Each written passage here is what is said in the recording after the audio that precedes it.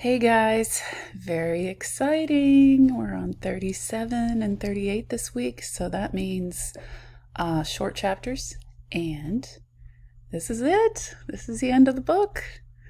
So all we have after this is our final paper, and we are done. Okay, so let's get into Oceania. So here we've got some learning objectives, if you're interested. Easter Islands in this one, so that's kind of fascinating. Okay, and here we have a timeline that you could screen cap if you want to dig deeper into one of those ideas. And we got this really interesting map. All of these islands, including New Zealand, really close to Australia, and Micronesia, Polynesia, Melanesia.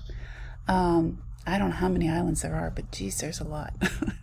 So it's all the way from off the west coast, to Hawaii, and coming all the way back around to Asia. So that's a large area. Okay, here we have Raha, Ruhi, Rukupo, and others, and this is a Where Nui meeting house in New Zealand. New Zealand, notice, is in Polynesia. Cool. So the Oceanic people who built this structure are the Maori, and you might remember a little bit about the Maori from contemporary art. It was Cliff Whiting, and he did the god of the wind, that wooden sculpture that was from the 80s, and it was like dedicated to his Maori upbringing. So pretty cool. The structural features of the barge boards, the ridge beam, and the rafters in the Maori Where Nui, or communal meeting house, symbolize the body of the ultimate ancestor, the Sky Father. Okay, here's another view of a Maori meeting house. They symbolically represent an ancestor's body. So, carved wood and freestanding with lots of relief. Figure carvings on a Maori meeting house represent real and mythological ancestors.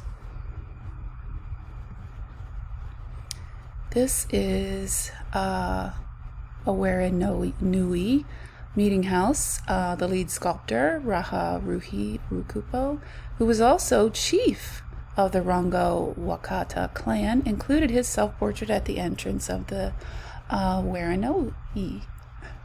His face and body are covered with elaborate Maori moko tattoos. So, if you've ever looked in history, pretty much most of us, the only knowledge that we have of Oceania, it comes from Moana, and the face and body tattoos that, what was the big guy's name? Played by The Rock. Yeah, so that's all the kind of stuff that we're delving into this week. And if you look at the actual photographs of the chiefs, they are indeed covered with these facial tattoos, and it's pretty fascinating. Tattoo is a Polynesian word, so this is where it began. Okay, some of the ancestor figures are female.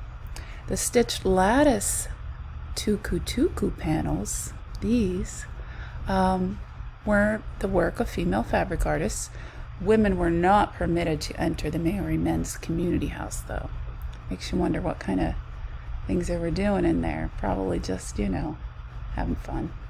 The element of a Maori men's meeting house that is known to be manufactured by women is the stitched lattice panels, just like we said. That's the important thing to know. Okay, this is a composite animal-human figurine from Papua New Guinea.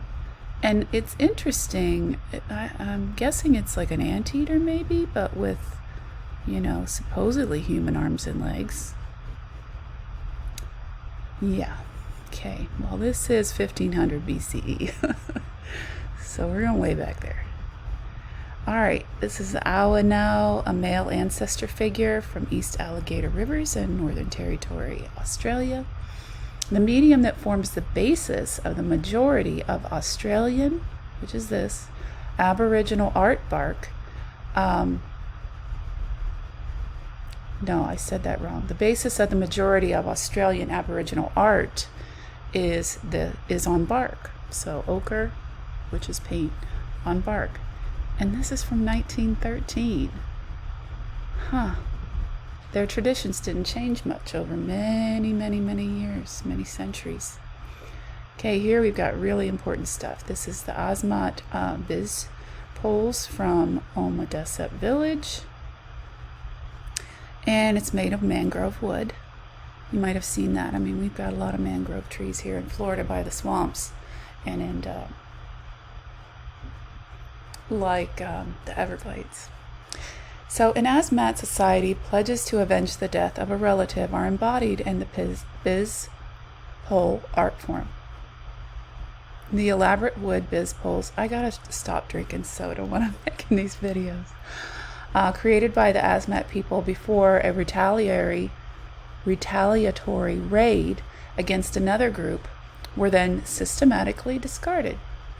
The Asmat have a rich artistic vocabulary of visual symbols in which the female praying mantis, which we see pictured here, or used here as a symbol, is the symbol of head hunting.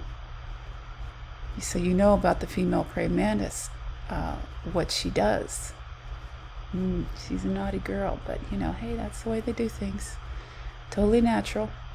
And this is funny too. The Asmat see the human body as a tree in which the feet are the roots, the arms are the branches, and the head is the fruit. Again, I think that's referring to head hunting. Yeah.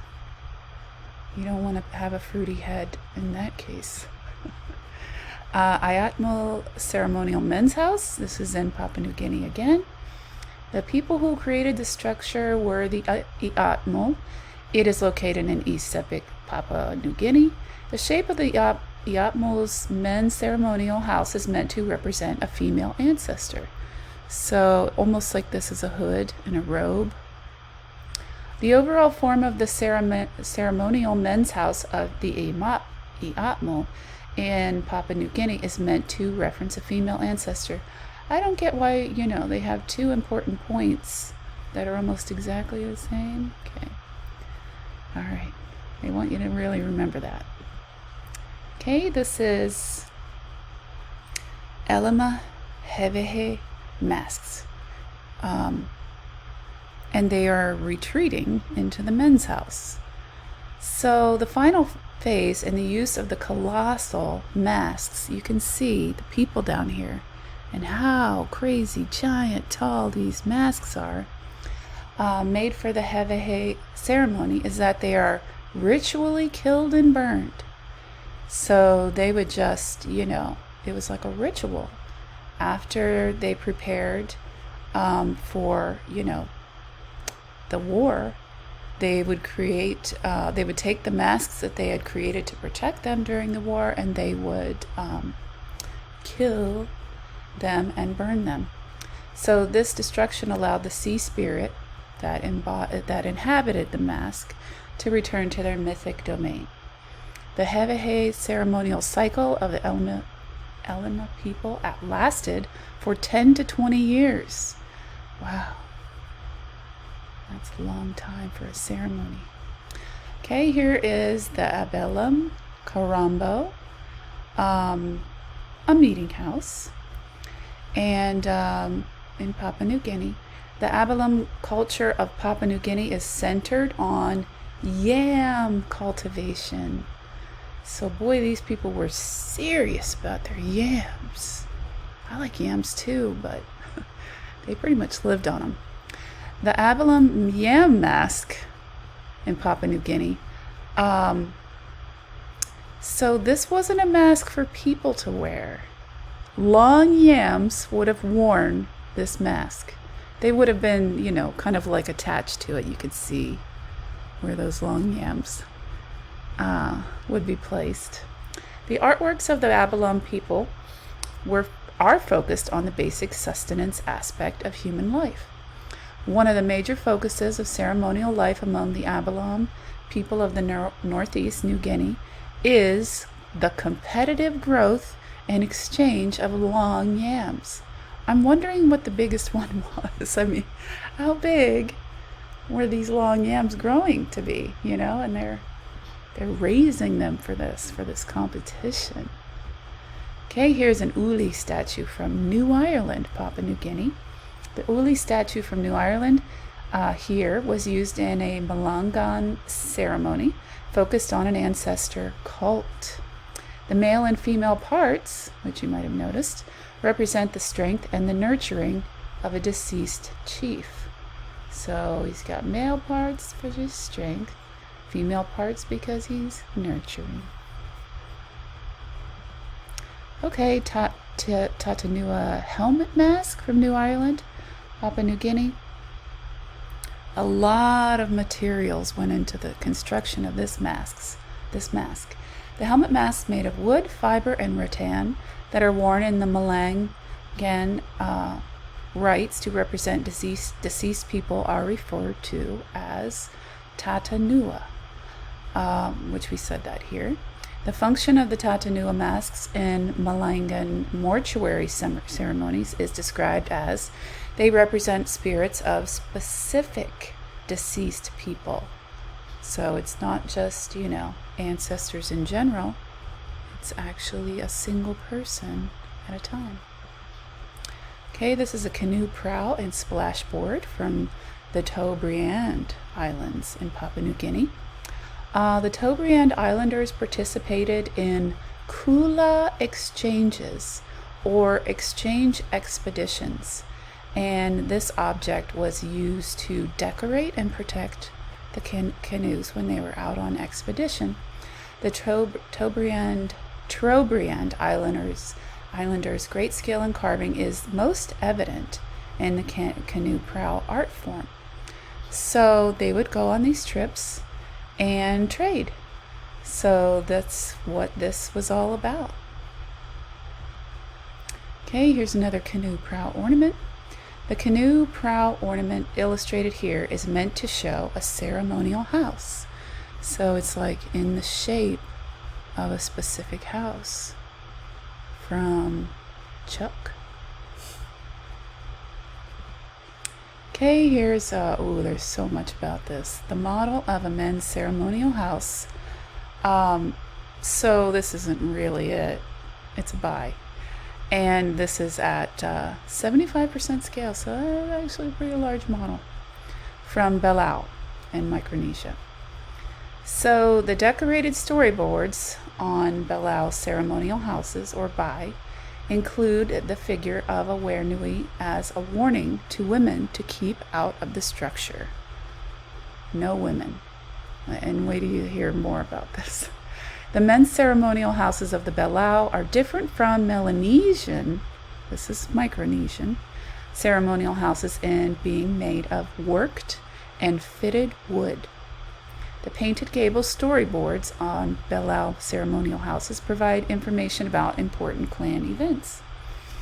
The abstract patterns found on the men's ceremonial houses of Belau refer to shell money. So they had money made out of shells. Now you see this little figure here? Oh boy, we're going to see her up close. Yes, there she is. She is a Delukai from Belau, Micronesia. And she is the figure that was right on, close to that rooftop there.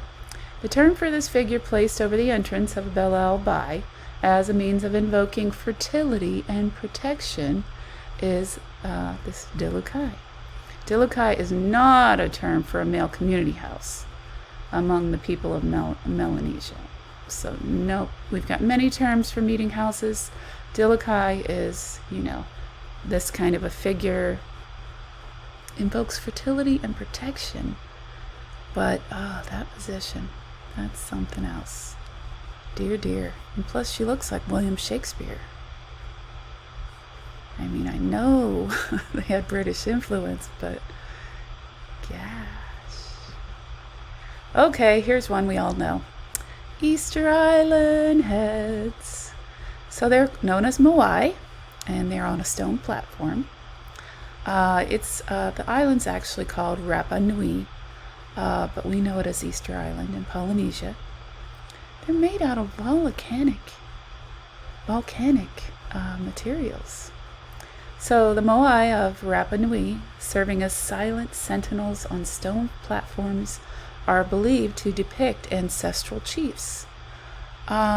This makes me think of the ever watchful, remember from Paleolithic times, because they're all looking up and facing forward. And to me, they actually all look pretty similar. So I'm imagining that even though they represent different people, they're, very stylized. The number of Moai figures that have been documented on the island of Rapa Nui is 1,000. The last islands of Oceania to be settled before European contact were the Polynesian Islands. This is, only going back to 1200. So we don't know what happened before then, because these were created then. So they're saying because of that, these were the last islands to be actually inhabited by peoples. Here we have Mele Setani Ngatu with Manulua designs. This is of the Tonga people. Notice that this is 1967. So still practicing those, perhaps ancient forms of art, right? The Tonga produced bark cloth from the paper mulberry tree. The Polynesian group who engages in bark cloth weaving and decorating is the Tonga. Heating is not one of the steps in the production of decorated bark cloth, which is also known as ngatu. Only high-ranking women could produce the bark cloth. So it was quite the privilege.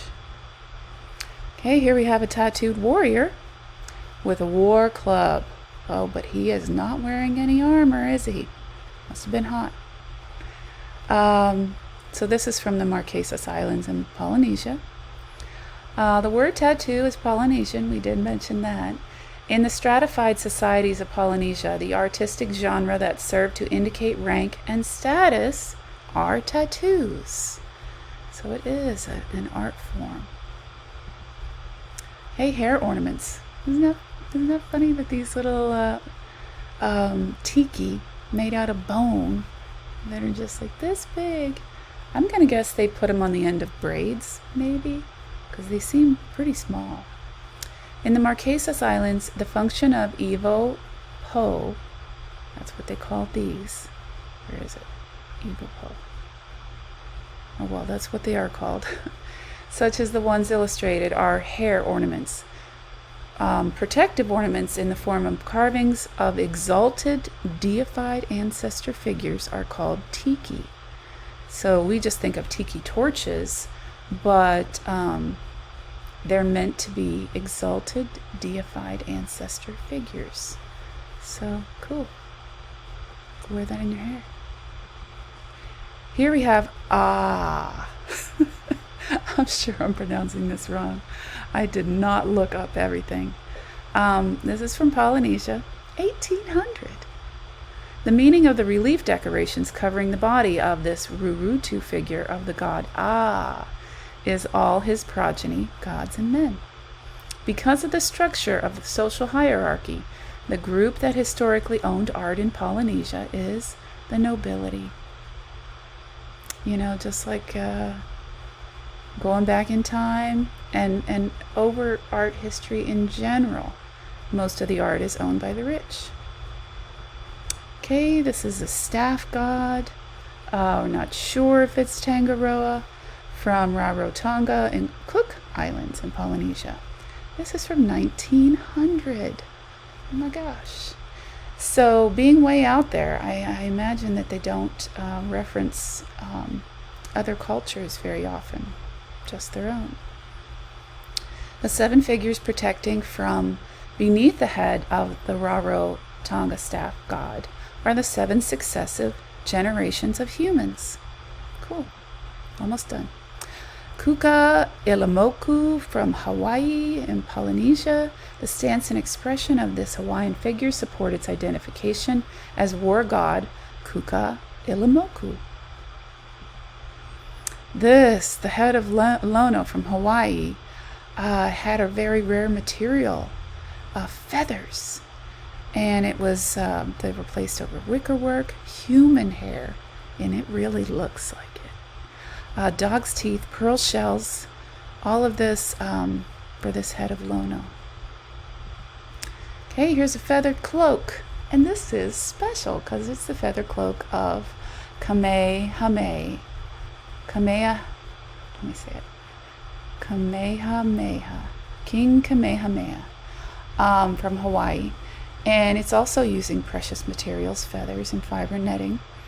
The Hawaiian cloak worn by Kamehameha III provided the wearer with the god's protection and was made of feathers, which was very rare.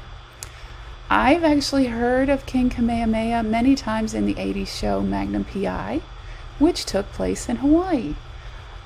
One of the members of his team, Rick, was, I think he was the head of the club, Kamehameha Club. Cool. Okay, this is Tiware Runanga, a view of the interior building that we saw a little earlier. The mana of Polynesian art objects is best described as spiritual power. Mana, among Melanesian and Polynesian peoples, is a supernatural force or power that may be ascribed to persons, spirits, or inanimate objects. Mana may be either good or evil, beneficial or dangerous. Ooh. So a lot of almost superstitions. Okay, here we have some extra notes that I wrote down for you, and discussion questions. As always, screen cap if you're interested, and we are done.